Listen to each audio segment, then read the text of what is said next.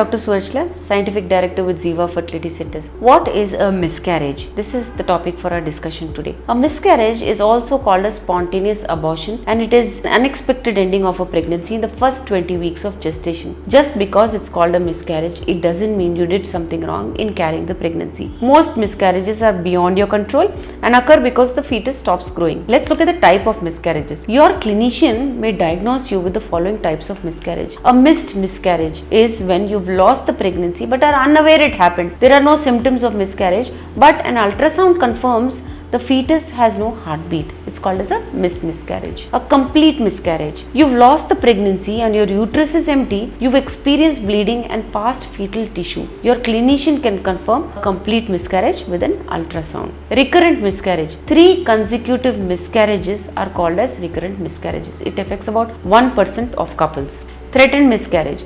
Your cervix stays closed but you're bleeding and experiencing pelvic cramping. The pregnancy typically continues with no further issues. Your pregnancy may monitor you more closely for the rest of your pregnancy. Then comes inevitable miscarriage. You're bleeding, cramping, and your cervix has started to open, which is called as dilating. You may leak amniotic fluid. A complete miscarriage is likely. So what causes miscarriages? Chromosomal abnormalities cause about 50% of all miscarriages in the first trimester, which is about up to 13 weeks of pregnancy. Chromosomes are tiny structures inside the cell of your body that carry your genes. Genes determine all of a person's physical attributes such as the sex of that person, hair, eye color, and blood type. Now during fertilization, when the eggs and sperms join, 2 sets of chromosomes come together. If an egg or sperm has more or fewer chromosomes than normal, the fetus will have abnormal number. And as a fertilized egg grows into a fetus, its cells divide and multiply several times.